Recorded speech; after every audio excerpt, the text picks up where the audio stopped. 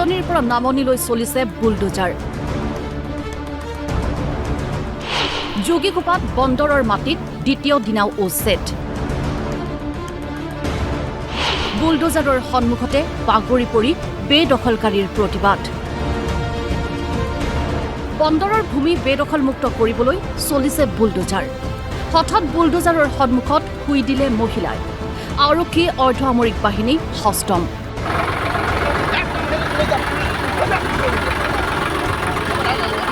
উচ্ছেদৰ মাজতে মহিলাৰ দাবী মাত্ৰ 25,000 ক্ষতিপূৰণ দিব বিচাৰিছে প্ৰশাসনে। তার আমাক পয়সা দিয়া নাই কিয়া, তাও কইছে তোমার আমি বাটির পয়সা নেদু, আমি গাছ গুজাল তোমার ঘরের পয়সাটা আমি দিম। আমাক কাপলাই করে গেছে, আমাকে 1 টাকা দিয়া না, আমাক 25,000 টাকা দিবা খুঁজছিল। আমি স্যার 25,000 টাকা নিয়া নাই। অন্য স্থানত উচ্ছেদ চলাই 10 লাখ পৰ্যন্ত ক্ষতিপূৰণ দিয়া বুলি দাবী মহিলাৰ। এইসব দেখে 2 লাখ 3 লাখ 2.5 লাখ এরকম টাকা নিছে। কাবে 20 লাখ টাকা খাইছে, আমাকে 1 টাকা দিয়া নাই। 25,000 টাকা আমি নিয়া না, আমার ঘরের মজুরি নুটে, আমি 25,000 টাকা নি কি করিম? কান্দি কাটি অস্থিৰ মহিলাৰ চৰকাৰক প্ৰশ্ন, কলৈ যাম, ক'ত থাকিম? আজি সব আমার লুটরাজ করে দিল। আমি কি করি গান সারা দিয়ে, আমি খাওয়া লাগার রাস্তা নাই। এতে আমার কোনো মানুষ নাই আমার। আমি রাস্তার থাকতে হয়েছি। আজি তো আমার টাকা থাকলে আমি মাটি কিনে লুয়াই। আমি সরকারি বেলা আশ্রয় চাঙালি। যোগীঘোপাৰ উচ্ছেদক লৈ কংগ্ৰেছ বিধায়কৰ প্ৰতিক্ৰিয়া।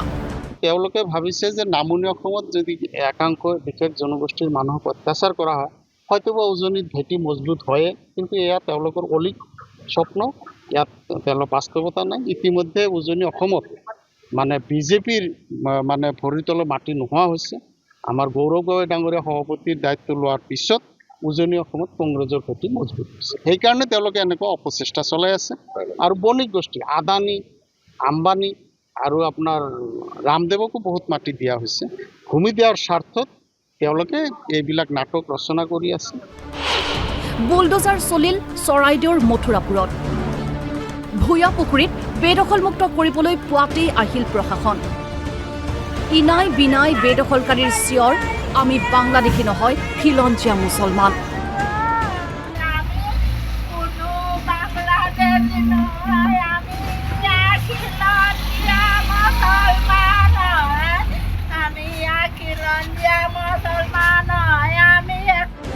ঊনৈছশ 71 চনৰ পৰাই বসবাস কৰি অহা বুলি কান্দি কান্দি ক'লে মহিলাই। আমি 71 চনৰ পৰা আছো, আমাৰ শাহু শহু দিনৰ পৰা আছে। ইয়াত থকা বহু বছৰ হ'ল, মোৰ নাতি পুতি দেখিলো মই।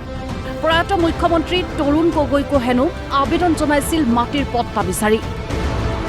এপ্লাই কৰিলো মই তৰুণ গগৈ ছাৰৰ দিনত কৰিলো, এতিয়া বিজেপি চৰকাৰ দিনতো এপ্লাই কৰিলো। মাটি পাই নাইকিয়া ভূমিহীন মানুহ, আমাক মাটিয়ে নকয় দিয়ক, আমি চৰকাৰী মাটিত বহি আছো। চৰাইদেউৰ এই বৃদ্ধ মহিলাৰো চৰকাৰক প্ৰশ্ন, ক'ত থাকিব, ক'লৈ যাব?